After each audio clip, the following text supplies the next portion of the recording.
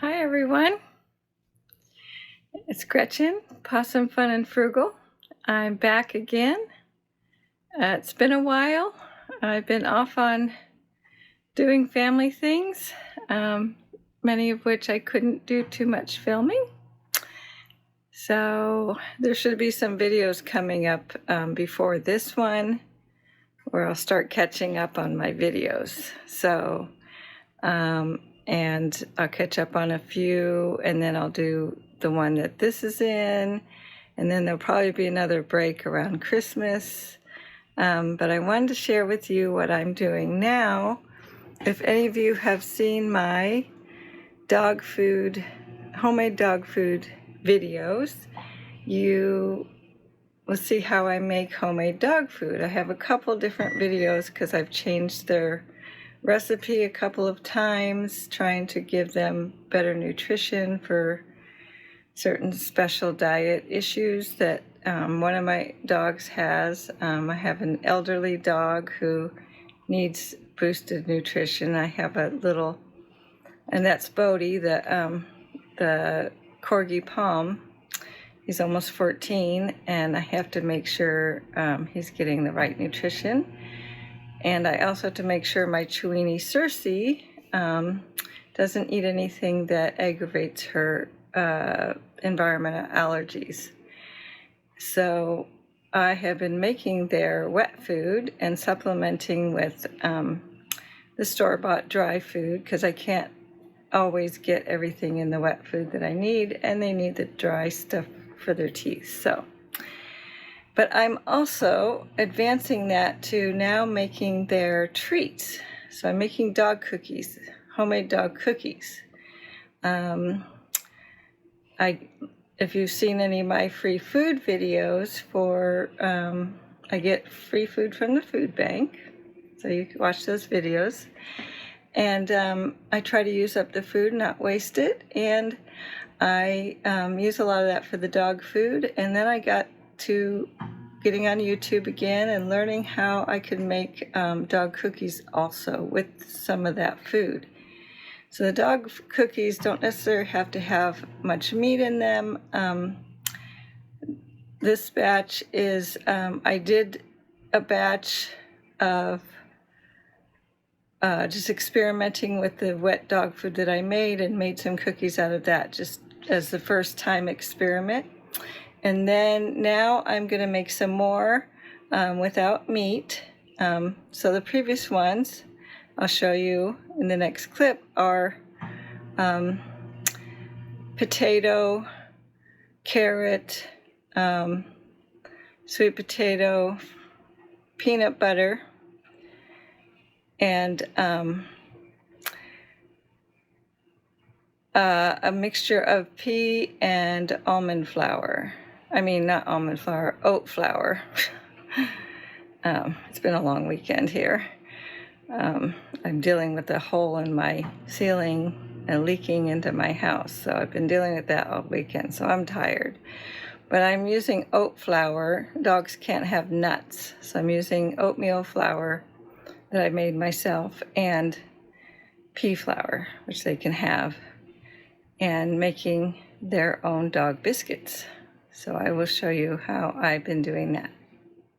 So this is a reused bag from tortillas. And these are the cookies that I made the other day. And you can see they're hard and crunchy. So I baked them. And then to get the crispy crunchiness of a dog biscuit, I put them in the air fryer. And they really like them. So I'm going to do another batch. Here I'm starting the next batch. You can see the carrots, potatoes, and actually yams, regular potatoes, carrots, and then I'll be adding some spinach. I'm going to throw some spinach into these, and of course the peanut butter and almond flour. I said it again. Oatmeal flour for the dogs. I use that as well. I have this wonderful grain grinder, and I can take basically any grains and turn them into a flour. So I can do peas and lentils and oatmeal, almonds if I want to use those, but I don't often. But this has been very handy in making my own homemade flours and flour mixes, and then making stuff for my dogs. And this saves a lot of money. This was all free produce, and I'm trying to do what I can make use. And my thrift store crock pot, which cost me like $4, and some broth from, I have some broth left over from the dog food that I made, so I'll be using that as part of the liquid. Here is the broth, and I've been thawing it out. It's not quite thawed out yet, so I need to put it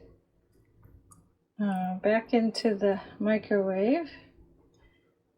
I forgot to take it out ahead of time, so I'm going to defrost it in the microwave.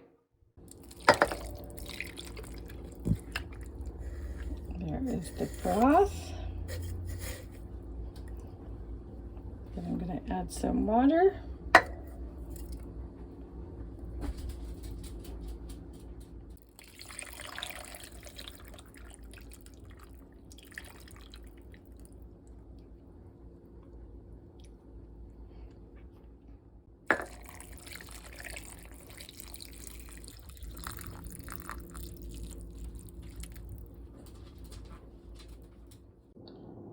And we turn this on.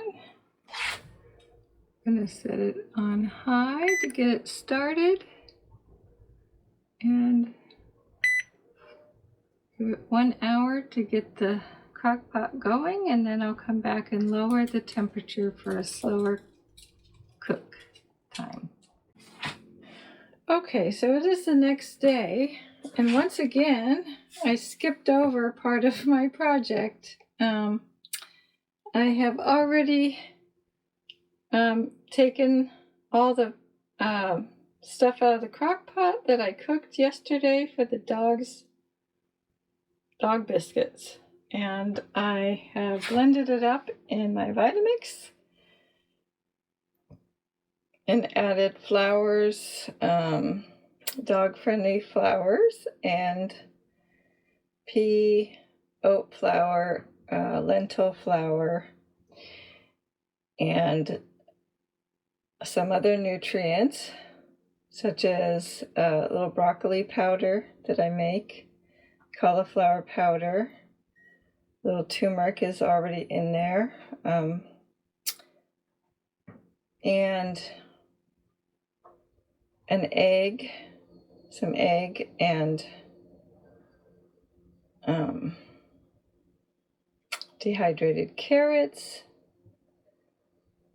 and some vegetable oil.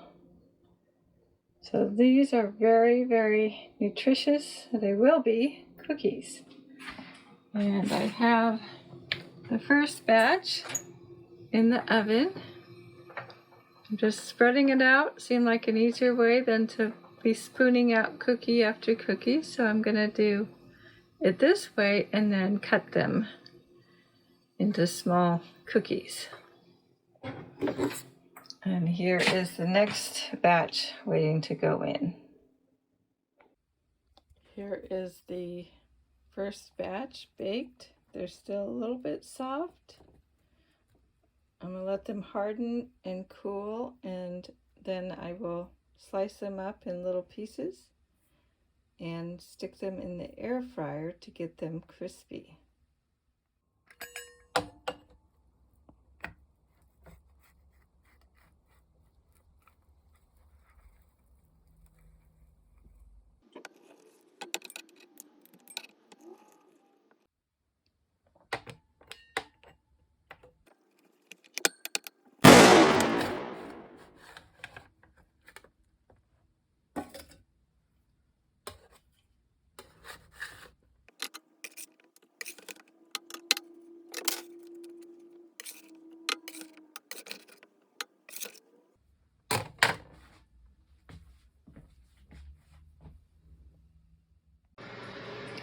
I am working on the last batch, and some of them are already in a bag. Here is the bag that is finished. I'm going to freeze that. Ah, they're falling out. And then I'm going to bag up these other ones. Actually, I have to bag up these first because these just came out of the air fryer. They're all crispy cookies. And let those cool. And we'll get the other ones into the air fryer. These will go in the air fryer. And these will go into the air fryer.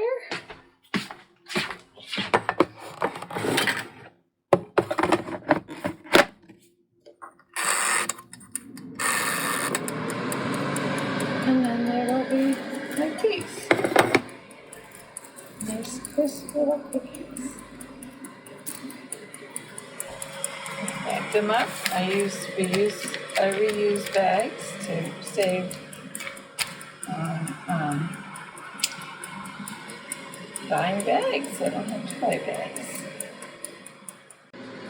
So I have one bag of dog treats ready to go in the freezer. We'll put those into the freezer. Get them out when I am needing more treats for the dogs. We're just waiting for the last batch to come out of the air fryer.